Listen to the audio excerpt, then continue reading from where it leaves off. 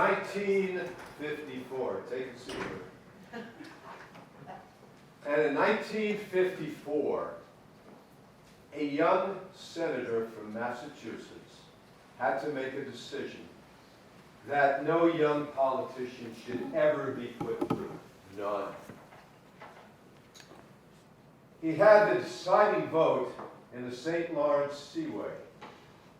This was a great boon for America, but a horror story for Boston. Boston Harbor would lose business to the St. Lawrence Seaway. And this was a Massachusetts senator. So it was obvious to everyone how he would vote, unless you knew this Massachusetts senator.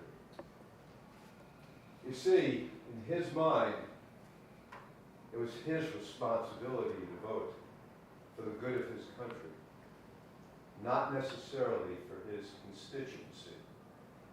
And in an era where politicians today, 10 years ago, integrity is hard to find, folks, this senator had it in spades. And to everyone's shock, he voted for the St. Lawrence Seaway. And the next day, the media in Massachusetts, oh, they came after him. Boy, did they come after him. A traitor, a disgusting, bottom-feeding, blood-sucking parasite. They came after him, and they came after him, and they came after him, and he knew. His political career was probably over. Well, in this case, he decided to soothe his soul by writing a book. And he discovered 16 other politicians in the history of America who had voted their conscience and in the process lost their political currency. The book was released January 1st, 1956. I consider it one of the greatest books ever written. Profiles in Courage. If you haven't read it, I would urge you to read it, including John Quincy Adams in that book. Well, as you sow, so shall you reap. So what did this senator who had a massive amount of integrity, what did he actually reap from doing this? Well, 4 years later, John Fitzgerald Kennedy became the 35th president of the United States. Yes, from integrity, you reap success.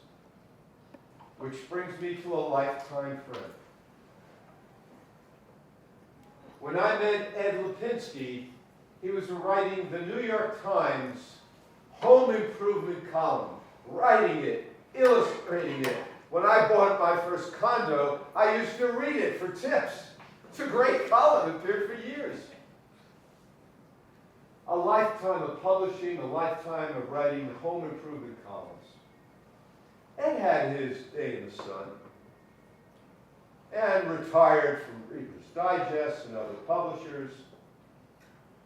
And then, close to the age of 80, see it? Hey, I'm making you sound good. Shut up. Close to the age of 80, he writes a book called Werewolf on Madison Avenue. And it's a hit. It's a hit. And movie companies are now negotiating for the movie rights to this book. Then came his second book, then his third book, then his fourth, fifth, sixth, seventh, eighth, ninth, 10th, 11th. It doesn't stop. Ed, besides being a friend, is one of my heroes because he proved it is never too late to become who you might have been. One of the greats who has no end. He will write until he's 100, and you will see many of his movies. Ed Lupinski. I have to correct a few impressions. Let me see, I gotta go put my stuff together. Okay, first impression I have to correct is what Alex said at the beginning. Where's Alex, a.k.a. Romeo? He said that we have 3 presenters this morning. They're all wonderful. Well, I have to correct that. We have 3 presenters. 2 of them are wonderful, and then there's me. So we'll talk about my first book here. Steve wants me to get to just talking about the last book, but this book, Werewolf on Madison Avenue, I did, and it came out about 2 years ago. Steve says they're all successful. Well, they're not really, because they're not in the stores yet. But anyway, last month there was a film festival in California, and my agent in California pitched this book, and Warner Brothers is now negotiating for it. They're willing to pay me 6 figures to make this into a movie. I'm not terribly optimistic yet, because I know there's as many a slip between the cup and the lip. But anyway, so we'll be sitting down this afternoon. I'll be working with my agent, and we'll see whether we can actually make the contract happen. It'll happen, if it's going to happen, it'll happen either today or Monday. So anyway, that's Werewolf on Madison. Don't applaud yet. I don't get the money. I don't have the money yet. Anyway, but anyway, so that's something to be optimistic about. But at the same time, I have my reservations. Werewolf on Madison Avenue. Now, that's trying to get my book into the movie companies, but I'm not writing just for that. I'd like to get my book into the stores, and I'd like to have people read it. With that thought in mind, we have my second book. It's Visions of Destiny. I have another agent in Louisiana, and what we did was we put together a proposal, and I haven't had much experience with proposals, but we worked together, and the agent and the literary staff, or the editorial staff, came to put together a very, very good proposal. It cost me money, but it was worth it. So anyway, this book now is being submitted to publishing companies, the major publishing companies in the United States. We have had 2 rejections, but they're what we call genre compatibility. Now, I'll explain what that means. A publishing company, some of the publishing companies publish across a wide range of genres. There are some like westerns, romance, thrillers, mysteries, and some publishing companies only handle one genre. They may just do mysteries, others will do romance. So when you get a rejection, it means that perhaps it's not the book itself, but it just doesn't fit in with the genre list. And that's what has happened. But there's something like 17 publishing companies out there yet, and we've just been submitting for about 2 months. So it takes months to get a acceptance. But if it happens, then my book will get into the stores, and maybe people will recognize me as an author, not just a film writer. Having said that, I'm going a little fast because Steve told me I only have 30 minutes to talk. The other people had as much time as they wanted, but I only have 30 minutes. Anyway, and then the next book that came out, I'm holding 2 books up. It's really one book. It came out, and it was a big book, and the publisher, my publisher said, well, if we put it in one book form, the hardcover will be too expensive. Can we break it up? Now, I would have had to either cut out 200 pages, or we did this. We decided to do part 1 and part 2. I think the story is very good, but I think the part 1 and part 2 makes it a little difficult for people to want to buy. So what is the solution when you have a big book and you want to publish it without breaking it up? I'm going to explain that in just a few minutes, and because when we get to the last book. But anyway, this is Visions of Destiny. I'm sorry, Echoes of the Past, Part 1 and Part 2. You read Part 1, and it's about a woman who looks for her long-lost father. And it ends Part 1 on a cliffhanger note when she knows she's going to find her father. She's kidnapped, and she's rescued by her mysterious father. She knows he's nearby. And Part 2 is when she actually gets to meet him and find out why he left before she was born. So that book is getting good reception, but it's still not in the stores yet. Now we have another book. This book was done when I was writing for the New York Times. It's a children's book. I wrote it and I illustrated it. For those of you who don't like to read, you get pictures to look at. And it's gotten some good reception. I'm working with another agent, and we're going to try to put this book into stores. And if it goes in, we'll make 4 figures. Now, I know after talking about 6 figures for the movie company, 4 figures seems awfully small, but I'm not in this also to make money. I want to get my book before the public, and this agent will be able to introduce my book to the various bookstores, first in this area and then further around. So it gives me a chance not only to get the book before the public, but also to appear maybe and doing personal readings and readings. It'll only take about 3 minutes to read this whole book, but readings and book signings. So we're working on that because I'm working on another children's book called Herman the Happy Hedgehog, and I hope to have that out this year or next year anyway. So that's what I'm working on, children's book. For those of you who don't like to read but like to look at pictures, that's here. My next book came out, and it's called Espionage in Miniature. We're republishing it with a different cover, and I have another agent who's in Chicago who's trying to put this book before the movie companies. He has a source of 25 different movie companies that he's working on, and he says that they have some interest so far, and one person feels as though this book would not only make a good movie, but would make a series. Anyway, we'll see what happens with that.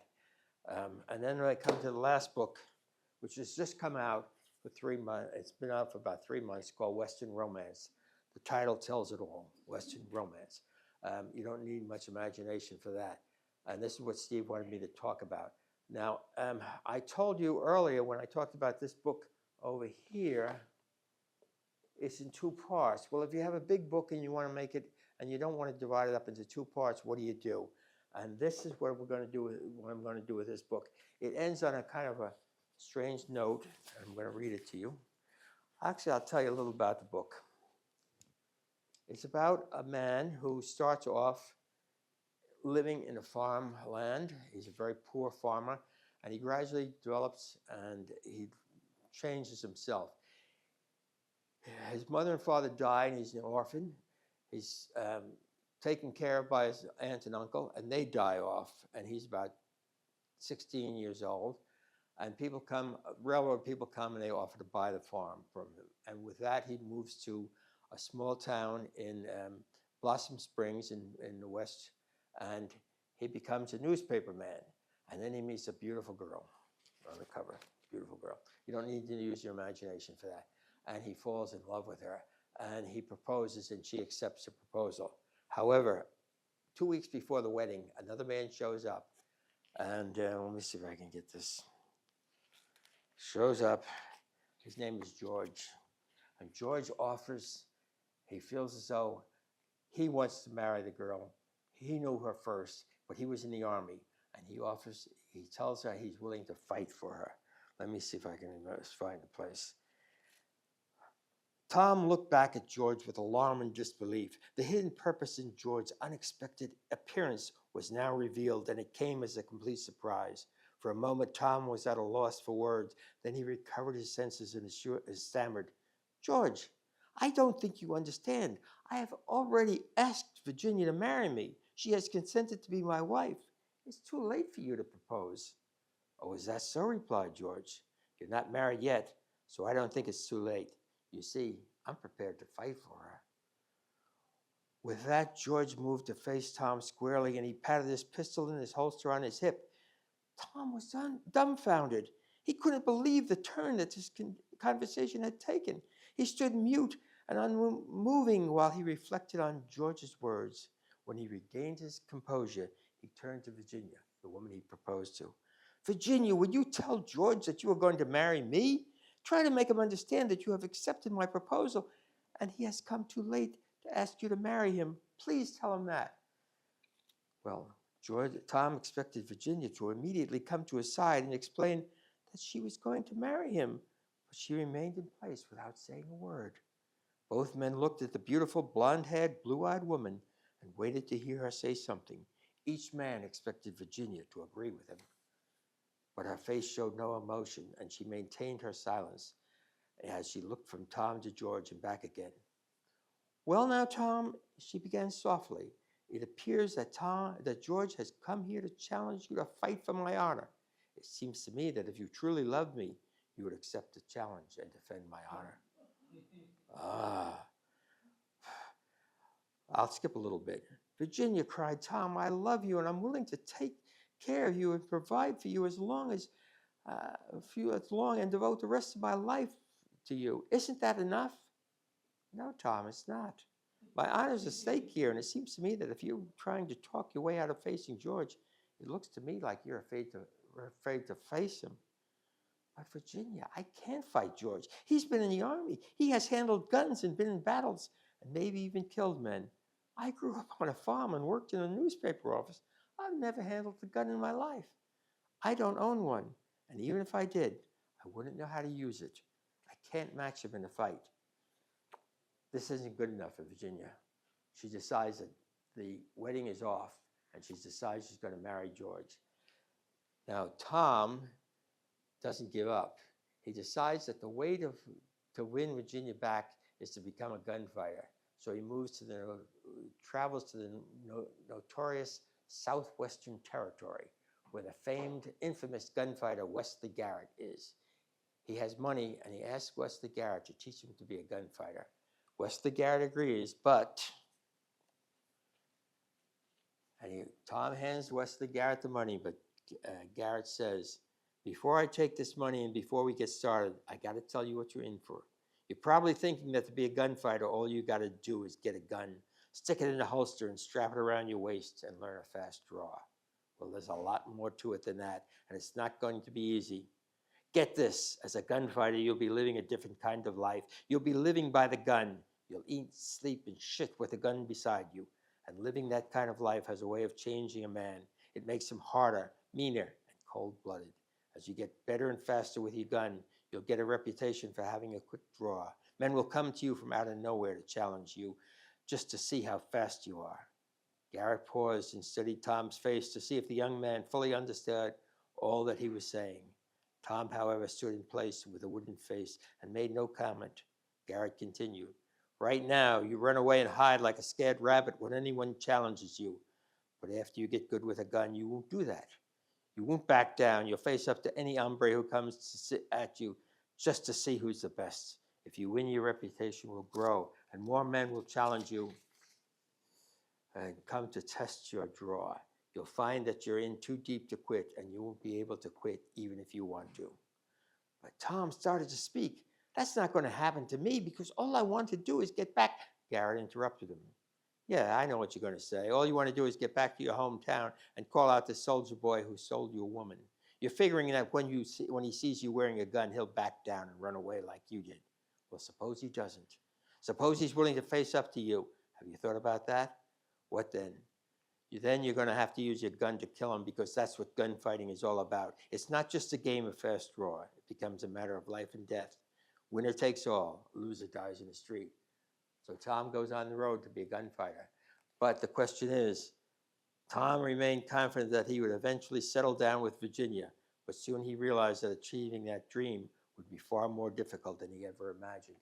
Now the book ends kind of with a surprise ending, and it kind of ends with a question as to what will really happen. And I'll read the last part to you so you know what you're in for. As he watched, with that, Tom Early turned his horse and started to ride away. George Templeton didn't move. He remained standing in place, watching the lone horseman ride into the distance, and he knew that his chance for revenge would have to wait. As he watched the solitary ride fade into the horizon, he said to himself, and partly out loud, you ride on, Tom Early. You ride far, and you ride wide. But soon my wound will heal, and when it does, I'll come after you. I'll track you down and find you wherever you are. And when we meet again, I'll kill you. So the book ends on that, and you wonder, what's going to happen? Because I end up by saying, the end, question mark. So the answer to what happens when you have a book that's too big is you write a sequel. I hope the sequel will be out next year. Now, I got to tell you what's happening with this book. This book has only been out for about 3 months, but my agent in California has already told me that people are interested in it. He said to me, and this is surprising me and it may surprise you, he says, people out in California in the movie industry know you because you've written a number of books. And when you have another book out, they want to read it. There are people in Hollywood in the movie industry called intermediaries. Basically, we would think of them as scouts. Now, you've heard of the term talent scouts, where they look for new, fresh talent. But they also have literary scouts or content scouts, and these are the intermediates. He says already your book has acquired 43 intermediates are already looking at this book to see its potential. Maybe something will happen to it, maybe it won't. I leave you on that note as a kind of a cliffhanger note. That's what's been happening with me. It looks like I'm on the road to the gravy train, but I've learned that there's many a slip between the cup and the lip. And I don't want to be too optimistic. It's possible that everything I've worked for can fall through, and the dreams that I have may not happen. So I don't want to be too, as I say, I don't want to be too optimistic. Steve has told you many stories about success and all these people who dream and succeed. I'll tell you a story just the opposite. When I was in college and I was studying and I was taking an English course, I had a teacher who was taught creative writing, and he wrote a novel. And he would always talk, people would say, well, what are you going to do next, doctor? And he said, well, if my book gets going, then I'll take time off. Then I won't be teaching anymore. And he'd always say, if my book gets going. And I know that when you listen to, when I always understood when I saw him and talked to him, he had those dreams that his book was going to sell, that he's, even more than that, that it would get critical acclaim and get on the bestseller list and maybe even win a prize. Unfortunately, it never happened. And I've always felt sorry for him, but that's the way this business is. I've learned from being in this business for about 3 to 5 years, that it's a minefield. There's a lot of slips. You spend a lot of money, and I have spent a lot of money, and sometimes it doesn't work out. As if that's bad enough, there are sharks out there. Now, I know I'm mixing metaphors here, minefield sharks, but there are people out there who just prey on new authors. And I've had 4 or 5 people who've already tried to get my money, and I've just barely avoided them. Had I got into their schemes, I would have lost well over $10,000. Fortunately, I was able to detect the scheme and the scam before it happened, and I was lucky enough to get away from it. So I've learned that even though people offer you money and offer you these big chances, sometimes they don't work out. I'm working with people who, in California, Louisiana, up in around Chicago, someplace in California, and also in Manila. And I'm working with them all by phone and by internet, and I'm having to work judging by the sound of their voice and what kind of deal they have. And so I know that even though I'm trying to be talking to you about success, 6-figure offers, may not happen. So I want to end on that kind of question mark note. Maybe at the next roundtable, I'll be able to stand before you with positive results. Hopefully, I hope that maybe you'll think about me. Steve, I'd like to talk to you about this my deal later on. Anyway, ladies and gentlemen, I thank you for your kind attention. You've been very good. I wish you a very happy summer, and I hope that when this book gets into the stores, you'll buy it. Thank you very much.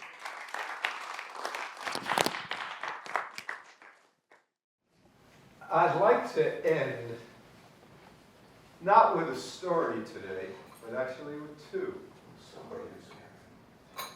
Both take place in the town of Chicago.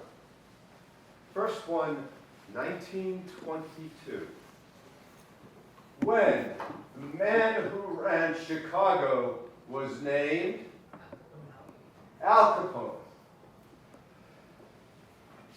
If there was a murder, all roads led to Al Capone.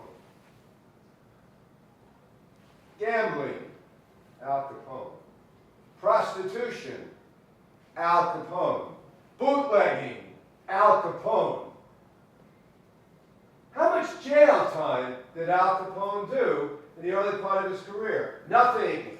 0. Why? he had the best attorney on the planet.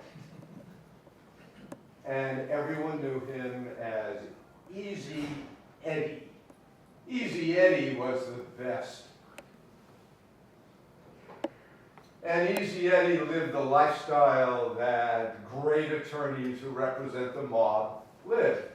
They live the lifestyle of the mob.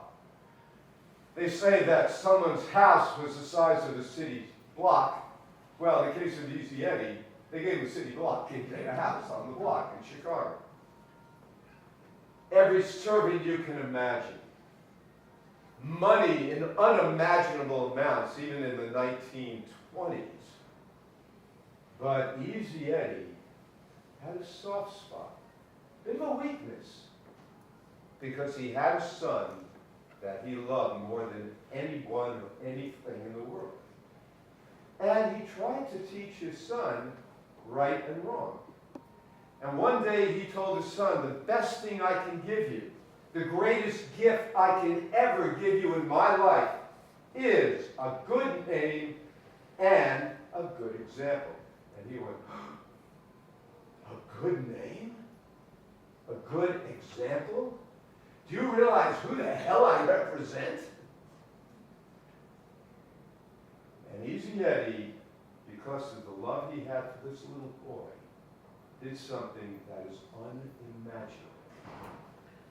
He got everything he ever accrued on Al Capone and went to the DA's office and dropped it on his desk. And Al Capone's days of avoiding jail came to an end. Interesting enough, they didn't get him on murder, or prostitution, or bootlegging, gambling. Oh no. They got him on tax evasion. But they got him. Easy Eddie was a very smart man. He knew the price tag for what he just did. Oh, he knew it. He had no doubts. And less than a year later, in a blaze of gunfire, Easy Eddie's life came to an end. But not before he had given his son the most valuable gifts a parent can leave to a child. Now he left him a good name and a good example. Second story, 1942, 20 years later. Lieutenant Commander Butch O'Hare on a training mission in the Pacific Theater. Off the aircraft carrier Lexington, going into an exercise, he realized that someone forgot to top off his engine. He was going to run out of petrol. And in the middle of the exercise, he dropped out of formation to return back to the aircraft carrier Lexington. And on his way back, he saw something that froze his blood. Apparently, the Japanese had gotten word that every single fighter pilot was on a training mission. The aircraft carrier was unprotected. They were coming in with an entire squadron to destroy the carrier. And there was Lieutenant Commander Butch O'Hare, one plane. Didn't have time to go back and get the others. Didn't have time to get to the boat to warn the people on the carrier. The Japanese were coming after them, and he was the only one standing in their way. And he did something almost unimaginable. He charged straight for an entire squadron of planes. 50 caliber guns firing, going head straight towards them. The Japanese commander was in shock. What? A single plane? The nerve of this son of a bitch. And he didn't really know how to react. Those guns kept firing. He was weaving out of every single plane in that formation. When he ran out of ammunition, he began clipping wings and tails with his plane. There's no way he should have survived this. The Japanese commander was so frustrated at the audacity of this man, he folded up the attack. They ran away from one plane. And somehow, this plane survived. Somehow it made it back to the deck of the aircraft carrier Lexington, where the gun cameras revealed what no one could believe. Single-handedly, he had taken out 5 Japanese planes. He was the first ace of World War II. He was the first naval aviator in history to win the Congressional Medal of Honor. And throughout America, people sat at breakfast tables talking about this great American hero, Butch O'Hare. The courage of this man was unfathomable. And less than 1 year later, at the tender age of 29, Butch O'Hare was shot down and killed. All of America mourned, but nowhere did they mourn as much as his home city of Chicago. And to honor their fallen hero, they decided to change the name of the airport to O'Hare International Airport. And if you are at O'Hare, as I've been a million times, if you walk from Terminal 1 to Terminal 2, and I urge everyone to take that walk, you will see a bigger-than-life statue of Lieutenant Commander Butch O'Hare grasping the Congressional Medal of Honor. And you can't help but ask yourself, as you stare at the statue, where would a man find the courage to give his life for a cause he believed in? Impossible. Find the answer until you connect one very important set of dots. Because you see, Butch O'Hare was Easy Eddie's son. As ye sow, so shall you reap. What you give in this world, you will receive. I will see you in September.